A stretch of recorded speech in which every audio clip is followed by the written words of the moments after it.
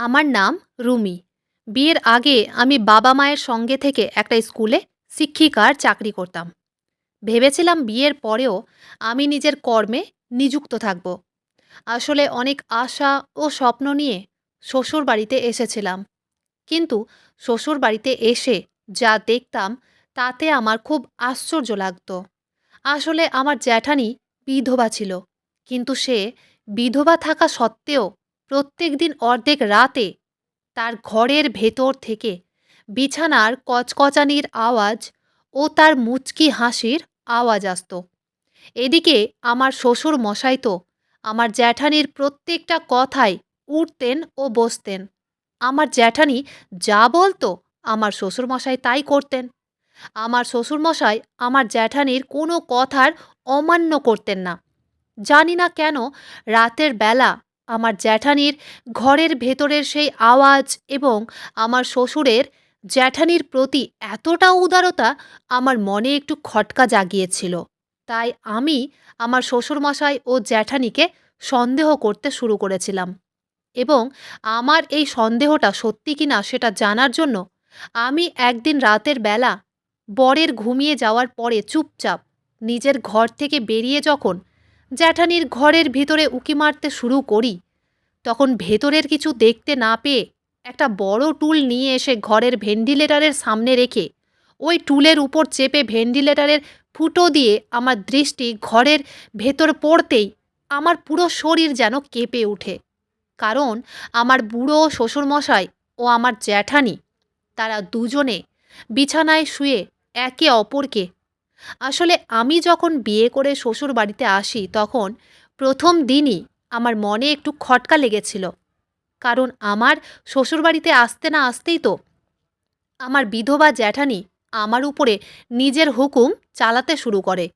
বিয়ের পরের দিন সকালে যখন আমি খাবার টেবিলে এসে উপস্থিত হই, তখন আমার জ্যাঠানি সবার সামনেই আমাকে বলল, রুমি, তুমি বাড়ির বউ, তাই মাথায় কাপড় দিয়ে এই বাড়িতে থাকবে। এখানে তোমার সামনে শ্বশুরমশাই বসে আছেন, আর তুমি কি না মাথায় কাপড় ছাড়াই এইখানে এসে উপস্থিত হয়েছ? জ্যাঠানির কথা শোনা মাত্রই আমি লজ্জায় আর চোখে বরের দিকে তাকিয়ে তাড়াতাড়ি মাথায় কাপড় দিয়েছিলাম। এবং সেদিন আমি ভীষণ আশ্চর্য হয়েছিলাম এটা দেখে যে আমার শ্বশুরমশাই ও বরের উপস্থিতি থাকা সত্ত্বেও জ্যাঠানি আমাকে মাথায় কাপড় দেওয়া নিয়ে কড়া কথা বলেছিল। কারণ বাড়ির নিয়ম শৃঙ্খলার ব্যাপারে তো আমার শ্বশুরমশাই আমাকে বলতে পারতেন, কিন্তু আমার শ্বশুরবাড়িতে তো আমার জ্যাঠানির কথা চলতো। সেদিন খাবার টেবিলে আমার শ্বশুরমশাই জ্যাঠানির কথা শোনার পরে আমাকে বললেন, দেখো ছোট বৌমা, এই বাড়িতে থাকতে গেলে তোমাকে আমার বড় বৌমার কথা অনুযায়ী চলতে হবে। কারণ আমার বড় ছেলের মারা যাওয়ার পরে বড় বৌমা আমাদের সবাইকে সামলেছে। সে এখনও এই বাড়ির মান সম্মান সব কিছু বজায় রেখেছে। আমাদের কোনোদিন কোনো কিছুতে কষ্ট হতে দেয়নি। তোমার শাশুড়ি তো অনেক আগেই আমাদের সবাইকে ছেড়ে চলে গেছে। কিন্তু বড় বৌমা যখন থেকে এই বাড়িতে এসেছে, সে আমাদের অনেক যত্ন ও ভালোবাসা দিয়েছে।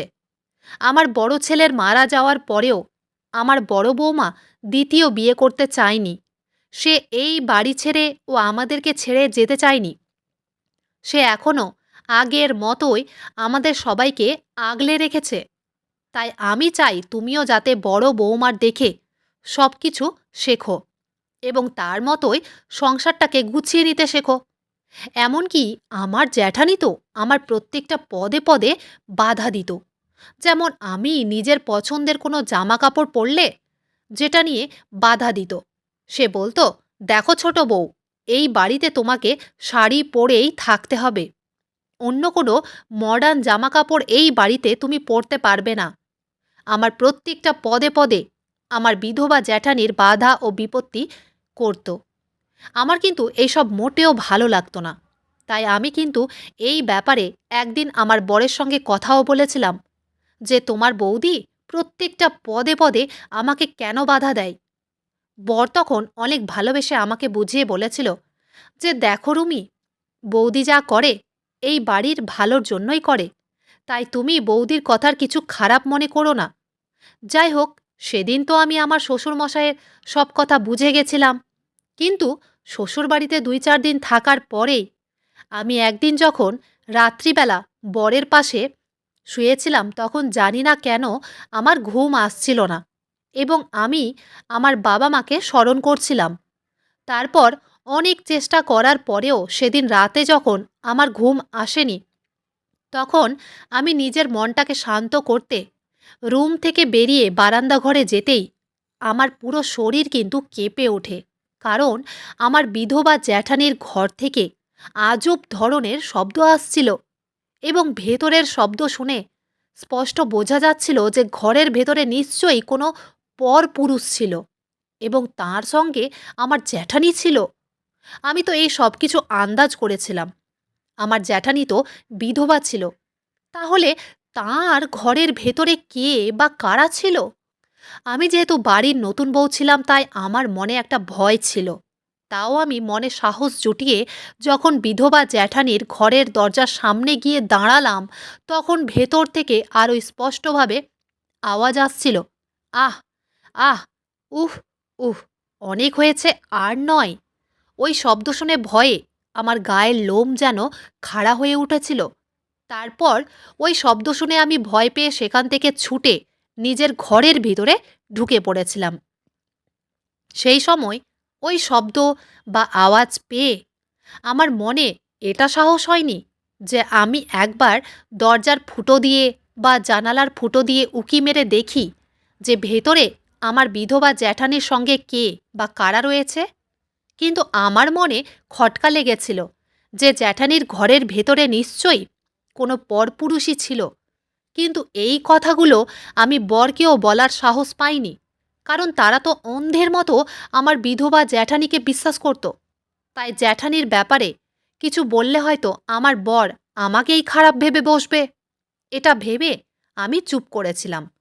ভেবেছিলাম এই কথাটা নিজের মাথা থেকে মুছে ফেলে দিব, কিন্তু এই কথাটা কোনো মতেই আমার মাথা থেকে বের হচ্ছিল না যে রাতের বেলা আমার বিধবা জ্যাঠানির ঘরে কে ছিল এবং এই ব্যাপারে কি আমার বাড়ির লোকেরা জানতো, নাকি তারাও এই ব্যাপারে কিছুই জানতো না।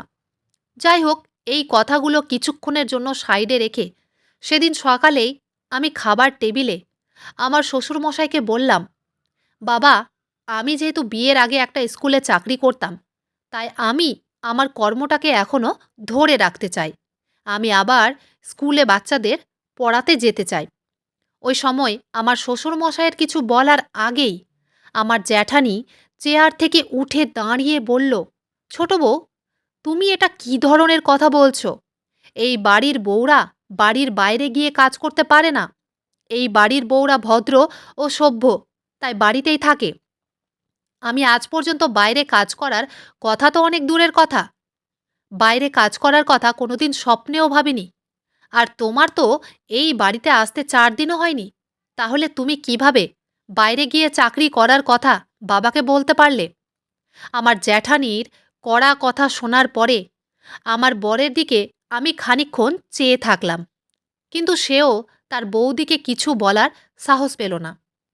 আসলে আমার শ্বশুরমশাইকে এই চাকরির ব্যাপারে কথা বলার আগেই আমি কিন্তু বরের কাছে অনুমতি নিয়েছিলাম যে আমি কি আবার আগের মতোই স্কুলে চাকরি করতে পারি। তখন বর আমাকে বলেছিল, দেখো রুমি, তোমার স্কুলের চাকরি নিয়ে আমার কিন্তু কোনো আপত্তি নেই, কিন্তু বাবা যদি অনুমতি না দেন তাহলে আমারও এই ব্যাপারে আর কিছু করার থাকবে না।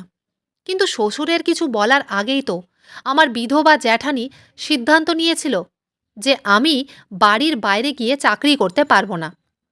এবং এটা দেখে আমার ভীষণ কষ্ট লেগেছিল যে যেই সিদ্ধান্তটা শ্বশুরের নেওয়া উচিত ছিল সেটা আমার জ্যাঠানি নিচ্ছিল। আমি তো এটা ভেবে পাচ্ছিলাম না যে কী কারণে আমার শ্বশুরমশাই জ্যাঠানির সব কথা শুনতেন। এমনকি কিছুক্ষণের জন্য তো আমার মনে শ্বশুরমশাই ও জ্যাঠানির প্রতি সন্দেহ হয়েছিল, এটা ভেবে যে আমার জ্যাঠানির সঙ্গে আমার শ্বশুরমশাই নিশ্চয়ই কোনো খারাপ সম্পর্ক আছে। তাহলে কি প্রত্যেকদিন রাতে আমার বিধবা জ্যাঠানি শ্বশুরমশাইকে আনন্দ ও সুখ দেন, যার জন্য কি আমার শ্বশুরমশাই জ্যাঠানির সব কথা অক্ষরে অক্ষরে পালন করতেন? আমার শ্বশুর ও জ্যাঠানির ব্যবহার দেখে তো আমার মনে এইসব নোংরা চিন্তাধারা আসতে শুরু হয়েছিল। ওই সময় আমি না পেরে আমার শ্বশুরমশাইকে বললাম, বাবা, এই ব্যাপারে আপনি যা সিদ্ধান্ত নেবেন আমি সেটাই মেনে নেব। তারপর আমার শ্বশুরমশাই বললেন, দেখো ছোট বৌমা, সিদ্ধান্ত যা নেওয়ার সেটা তো বড় বৌমা নিয়ে নিয়েছে। আর বড় বৌমা তো ঠিকই বলেছে। তোমার কি দরকার আছে বাড়ির বাইরে গিয়ে চাকরি করার? এতে আমার মান সম্মান নষ্ট হবে। শ্বশুর মশাইয়ের কথা শুনে আমি তখন বললাম, বাবা, আমি তো স্কুলে গিয়ে বাচ্চাদের শিক্ষা দিব। এতে তো আপনার মান সম্মান আরও অনেক বেশি বেড়ে যাবে। কারণ কাউকে শিক্ষা দেওয়াটা খারাপ কাজ নয়, এতে আপনার গর্ব করা উচিত। তাই আপনি আমার উপরে ভরসা করে একটা সুযোগ দিন। শ্বশুর মশাইকে অনেক কাকুতি মিনতি করার পরে তিনি আমার চাকরির জন্য রাজি হয়েছিলেন। ওই সময় কিন্তু আমার জ্যাঠানির চেহারা দেখার মতো ছিল। কারণ এই কিছুদিন শ্বশুরবাড়িতে থাকার পরে আমি বুঝতে পেরেছিলাম যে বিধবা জ্যাঠানি আমার মোটেও ভালো চায় না। শুধু তাই নয়, সে তো আমাকে দেখে হিংসেও করত এবং সে সারাক্ষণ আমার শ্বশুরমশাইয়ের সঙ্গেই থাকত। শ্বশুরমশাইয়ের সেবা যত্ন করার সুযোগ পর্যন্ত আমার বিধবা জ্যাঠানি আমাকে দিত না। আর এই সব কারণের জন্যই আমার কিন্তু জ্যাঠানি ও শ্বশুরমশাইয়ের উপরে সন্দেহ হতো, এটা ভেবে যে আমার জ্যাঠানি নিশ্চয়ই আমার শ্বশুরকে সুখ দেয়, যার জন্য তো আমার শ্বশুরমশাই জ্যাঠানিকে বাড়ির মালকিন করে রেখেছে। এদিকে অনেক বোঝানোর পরে যখন আমার শ্বশুরের কাছে আমি নিজের চাকরি করার অনুমতি পেয়েছিলাম, তখন আমি আবার আগের মতোই স্কুলে জয়েন করেছিলাম এবং সেদিন শ্বশুরবাড়ি থেকে আমার প্রথম দিন ছিল স্কুলে।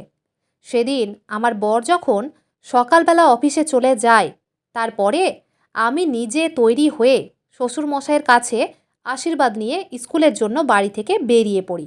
কিন্তু সেদিন আমি যখন বাড়ি থেকে বেরোই, ঠিক তখন আমার জ্যাঠানি কিন্তু আমার দিকে কটমট করে তাকিয়েছিল। ভেবেছিলাম জ্যাঠানির কাছে গিয়েও আশীর্বাদ নেব, কিন্তু সে তো আমাকে বিষের নজরে দেখত। তাই তার বিকট চেহারা দেখে আমি জ্যাঠানিকে কিছু না বলেই চুপচাপ বাড়ি থেকে বেরিয়ে পড়েছিলাম। তারপর বাড়ি থেকে বেরিয়ে 5 মিনিট হেঁটে যেতেই আমার সঙ্গে যা হয়েছিল সেটা আমি আজও ভুলতে পারিনি। ওই দিনটা মনে করলে আজও আমার গায়ের লোম কিন্তু খাড়া হয়ে যায়। আসলে সেদিন আমি যখন বাড়ি থেকে বেরিয়ে বাগানের রাস্তা ধরে হেঁটে যাচ্ছিলাম, তখন আমার সঙ্গে কিন্তু অনেক বড় একটা বিপদ ঘটেছিল। আসলে সেদিন 3টে অচেনা লোক নিজেদের মুখে কাপড় বেঁধে জোর জবরদস্তি আমার হাত ধরে আমাকে জঙ্গলের ভিতরে নিয়ে গিয়ে আমার সঙ্গে জোর জবরদস্তি করার অনেক চেষ্টা করেছিল। আমার শাড়ি খুলে ফেলে দিয়েছিল। তারপর আমি যখন অনেক চিৎকার চেঁচামেচি শুরু করেছিলাম, তখন বেশ কয়েকটা ভদ্রলোক সেই রাস্তা দিয়ে হেঁটে যাচ্ছিল। তখন তারা আমাকে সাহায্য করেছিল এবং সেদিন একটুর জন্য আমার মান সম্মান সব কিছুই কিন্তু হারিয়ে যেত, কিন্তু ওই ভদ্রলোকেরা আমাকে বাঁচিয়েছিল। সেদিন ভয়ে আমি জড়সড় হয়ে গেছিলাম। আমার চোখ মুখ লাল হয়ে গেছিল। আমার মুখ দিয়ে কথা বের হচ্ছিল না, কারণ আমি তো স্বপ্নেও ভাবতে পারিনি যে আমার সঙ্গে দিন দুপুরে এত খারাপ একটা ঘটনা ঘটবে। ওই দুষ্টরা আমার হাত পা চেপে ধরে জোর জবরদস্তি আমার সঙ্গে চেষ্টা করেছিল। তারপর সেদিন স্কুলে যাওয়া তো অনেক দূরের কথা, আমার ওই খারাপ অবস্থা দেখে 2জন ভদ্র মহিলা আমাকে আমার শ্বশুরবাড়িতে রেখে দিয়ে গেছিল। শ্বশুর বাড়িতে ঢোকা মাত্রই আমার জ্যাঠানি আমার ছেঁড়া ফাটা শাড়ি ও ব্লাউজ দেখে ও আমার চেহারার খারাপ অবস্থা ও চুলগুলো এলোমেলো অবস্থায় দেখে চিৎকার করে সে আমাকে জিজ্ঞেস করলো, ছোট বউ, তোমার এই অবস্থা কি করে হলো? কে করেছে তোমার এই খারাপ অবস্থা? আর তুমি কাঁদছই বা কেন? তখন আমার সঙ্গে যে অচেনা ভদ্র মহিলারা ছিল, তারা সব কিছু আমার বিধবা জ্যাঠানি ও আমার শ্বশুর মশাইকে বলেছিল। তারপর সব কিছু শোনার পরে আমার জ্যাঠানি শ্বশুর মশাইকে বলল, দেখলেন তো বাবা, এই জন্যই আমি বারবার বারণ করছিলাম যে বাইরে গিয়ে চাকরি করার কোনো দরকার নেই, কিন্তু আপনি অনুমতি দিয়ে অনেক বড় ভুল করেছেন। দেখলেন তো, আজ আপনার মান সম্মান সব কিছু শেষ করে চলে এসেছে আপনার এই ছোট বৌমা। ওই সময় কিন্তু আমার শ্বশুর মশাইও বিধবা জ্যাঠানির কথা শুনে আমাকে অনেক হেনস্থা করেছিলেন। তিনিও বলেছিলেন, ছোট বৌমা, তুমি তো আমার মান সম্মান সব কিছু শেষ করে চলে এসেছো, তাই আজকের পর থেকে তুমি এই বাড়ির বাইরে খবরদার বেরোবে না। ওই সময় তারা কেউ একটি বারের জন্য এটা বোঝার চেষ্টা করেনি যে ওই সময় আমার কতটা খারাপ পরিস্থিতি ছিল। তারপর সন্ধেবেলায় আমার বর বাড়ি ফিরে এলে আমি তাকে জড়িয়ে ধরে হাউমাউ করে অনেক কেঁদেছিলাম। কারণ বর ছাড়া তো আমার মনের অনুভূতি কেউ বুঝতো না। সেদিন সারা রাত আমার ঘুম আসেনি এবং আমি বিছানায় শুয়ে শুয়ে এটাই ভাবছিলাম যে দিন দুপুরে কোনো অচেনা মানুষের কিভাবে সাহস হলো আমার মতো একজন ভদ্র সধবা মেয়ের সঙ্গে খারাপ কাজ করার। যাই হোক, সেদিন অর্ধেক রাতে আমার মনের ভেতর ছটপট করছিল আমার সঙ্গে ঘটে যাওয়া সেই ঘটনাগুলো বারবার ভেবে। তখন আমার কিছুই কিন্তু ভালো লাগছিল না। এদিকে আমার বর সারাদিন অফিসের কাজ করে এত বেশি ক্লান্ত হয়ে পড়েছিল যে সে নাক ডেকে ঘুমোচ্ছিল। এমন নয় যে এই ব্যাপারে বর আমাকে বোঝায়নি। বর তো আমার সঙ্গে এই ব্যাপারে প্রায় 2 ঘন্টা আলোচনা করেছিল এবং আমাকে বুঝিয়েছিল, এবং সে আমার মন থেকে আমার কষ্টটা দূর করার আপ্রাণ চেষ্টাও করেছিল। তাই এটা ভেবে আমি খুব খুশি ছিলাম যে আমার বর অন্য পুরুষদের মতো স্বার্থপর নয়। অন্ততপক্ষে সে আমার কষ্টটা বুঝতো।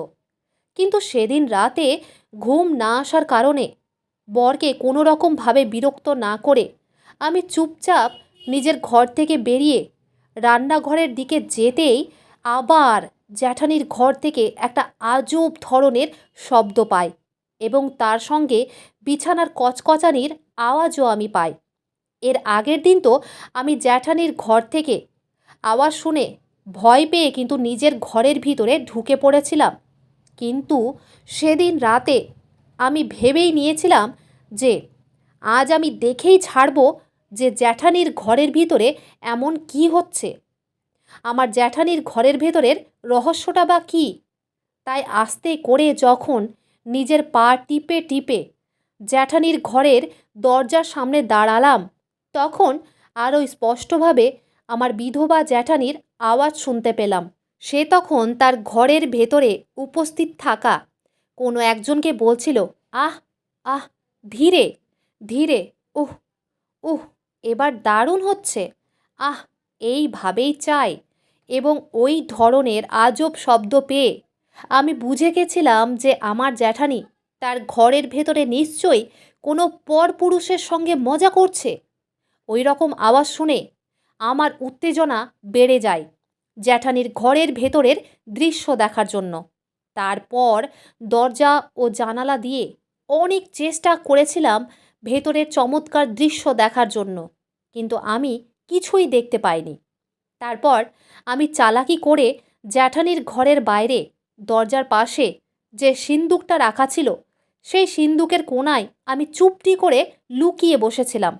কারণ আমি এটা ভালোভাবেই জানতাম যে ঘরের ভেতরে যে পুরুষটি আমার জ্যাঠানির সঙ্গে ছিল সে তো অবশ্যই ঘরের বাইরে আসবে। তখন আমি বিধবা জ্যাঠানিকে হাতে নাতে ধরে নিতে পারবো। তারপর প্রায় 8 ঘন্টা পরে আমার জ্যাঠানি নিজের ঘরের দরজা খুলে যখন বাইরে বেরোয়, তখন তাকে দেখে তো আমার পুরো হুঁশ উড়ে যায়। কারণ যে মহিলা আমার জামা কাপড় পরা নিয়ে আমাকে নানা রকমভাবে হেনস্থা করত, সেই মহিলা তো নিজেই এমন একটা ছোট্ট নোংরা পোশাক পরেছিল যে তার পুরো শরীরটাই দেখা যাচ্ছিল। শুধু তাই নয়, আমার বিধবা জ্যাঠানির সঙ্গে যে লোকটি উপস্থিত ছিল তাকে দেখা মাত্রই ভয়ে আমার গায়ের লোম যেন খাড়া হয়ে যায়। কারণ যেই লোকগুলো সেদিন আমাকে নষ্ট করার চেষ্টা করেছিল তাদের মধ্যে একজন দুষ্ট লোক আমার বিধবা জ্যাঠানির সঙ্গে উপস্থিত ছিল। এবং ওই লোকটার পোশাক ও তার মুখে কাপড় দেওয়ার ধরন দেখে আমি ওই লোকটাকে চিনে ফেলেছিলাম। তার মানে জ্যাঠানির প্রতি আমার সন্দেহটা একদম সঠিক ছিল।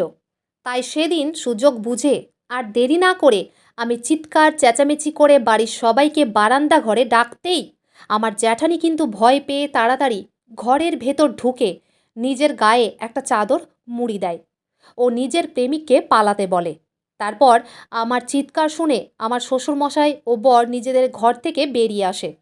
ওই সময় আমি আমার জ্যাঠানির প্রেমিককে চেপে ধরেছিলাম, তাই সে পালানোর সুযোগ পায়নি। তারপর সেদিন রাতে আমার জ্যাঠানির মুখোশ আমি কিন্তু খুলে ফেলেছিলাম। তার ভালো সাজার পেছনে যে নোংরা চরিত্র লুকিয়েছিল সেটা আমি সবার সামনে প্রমাণ করেছিলাম। তাই সেদিন আমার জ্যাঠানি বাধ্য হয়ে সব কিছু নিজের মুখেই স্বীকার করেছিল এবং জ্যাঠানি বলেছিল যে সে ভালো সেজে আমার শ্বশুরের সব সম্পত্তি নিজের নামে করার ধান্দায় ছিল। সে নাকি ধীরে ধীরে সবাইকে নিজের রাস্তা থেকে সরিয়ে ফেলার প্ল্যান করছিল এবং আমার জ্যাঠানি শুধুমাত্র শ্বশুরমশাইয়ের টাকা পয়সা ও সম্পত্তির জন্য নাকি শ্বশুরের সামনে ভালো সাজার নাটক করত। সে ভেবেছিল এইভাবে সবাইকে মিথ্যে ভালোবাসার জালে ফাঁসিয়ে একদিন শ্বশুরকে রাস্তা থেকে সরিয়ে দিয়ে উনার সব সম্পত্তি নিজের নামেই করে নেবে। এই কারণেই তো আমার জ্যাঠানি সবসময় আমার শ্বশুরের সঙ্গে থাকতো এবং সে শ্বশুর মশাইয়ের সামনে আমাকে ভুল ও খারাপ প্রমাণ করার জন্য সেদিন আমার সঙ্গে ওই নোংরা ঘটনাটি আমার জ্যাঠানিই কিন্তু ঘটিয়েছিল, যাতে শ্বশুর মশাইয়ের চোখে আমি চিরকালের মতো খারাপ হয়ে যাই। আর আমার ভাসুরের মারা যাওয়ার আগে থেকেই নাকি ওই লোকটির সঙ্গে আমার জ্যাঠানির অবৈধ সম্পর্ক ছিল। সব কিছু সত্যি কথা শোনার পরে আমার শ্বশুরমশাই জ্যাঠানির গালে অনেক রেগে ও জোরে একটা থাপ্পড় মেরে বলেছিল, অসভ্য মেয়ে কোথাকার, তোর জন্যই হয়তো আমার ছেলে আজ এই পৃথিবীতে নেই। তোর জন্য আমি ছোট বৌমাকে খারাপ ভেবেছিলাম। তোর মতো মেয়েকে আমি নিজের মেয়ের দরজা দিয়ে ভালোবাসা ও ভরসা করে অনেক বড় ভুল করেছি। তুই এক্ষুনি এই মুহূর্তে বেরিয়ে যা আমার বাড়ি থেকে। আর আজকের পর থেকে কোনো দিন নিজের এই নোংরা মুখ আমাকে দেখাবি না। সেদিন আমার শ্বশুরমশাই ঘাড় ধাক্কা দিয়ে আমার জ্যাঠানিকে বাড়ি থেকে বের করে দিয়েছিল। এমনকি সব কিছু শোনার পরে আমার বড় জ্যাঠানিকে অনেক কটু কথা বলেছিল, কারণ আমার বড় তো তার বৌদিকে অনেক বিশ্বাস করত, কিন্তু তার বৌদি আমারও ক্ষতি করার চেষ্টা করেছিল। তারপর আমার জ্যাঠানিকে বাড়ি থেকে বের করে দিয়েছিল আমার শ্বশুরমশাই এবং তার প্রেমিককে আমার বর ও শ্বশুরমশাই পুলিশের হাতে দেয় আমার সঙ্গে নোংরামি করার অপরাধে। এখন এই বাড়িতে আমি, শ্বশুরমশাই ও বর এবং আমার ভাসুরের ৩ বছরের বাচ্চা মেয়ে, আমরা এই ৪ জনেই থাকি এবং এই বাচ্চাটা যদি জ্যাঠানিকে দেওয়া হতো তাহলে সে তো নিজের মেয়ের জীবনটাও নষ্ট করে দিত। তাই এটা ভেবেই আমার শ্বশুরমশাই জ্যাঠানিকে বাড়ি থেকে তাড়িয়ে দেওয়ার আগে তার কাছ থেকে ভাসুরের মেয়েকে ছিনিয়ে নিয়েছিল। আমি এখন তাকে নিজের মেয়ের মতো করে ভালোবাসি ও তার খেয়াল রাখি। এখন আমরা অনেক সুখে আছি। আমি এখন স্কুলে চাকরি না করলেও বাড়িতে বাচ্চাদের শিক্ষা দিই, কারণ আমি বাড়ির বাইরে চাকরি করলে তো বাড়িতে সবার অসুবিধা হবে। এটা ভেবে আমি বাইরে আর চাকরি করতে যাইনি। এখন আমি আমার পরিবারের সঙ্গে অনেক সুখে আছি। আমার শ্বশুরমশাই তো আমাকে নিজের মেয়ের মতোই ভালোবাসেন এবং আমিও উনার নিজের বাবার মতোই খেয়াল রাখি। এই জন্যই বলে, একবার যদি ভরসা ভেঙে যায় তাহলে সেটা আর দ্বিতীয়বার কিন্তু ফিরিয়ে পাওয়া যায় না। বন্ধুরা, আজকের গল্পটি এখানেই শেষ করছি। গল্পতে কোনো ভুল ত্রুটি থাকলে ক্ষমা করে দিবেন। গল্পটি ভালো লাগলে অবশ্যই লাইক, শেয়ার, সাবস্ক্রাইব করতে ভুলবেন না। ধন্যবাদ।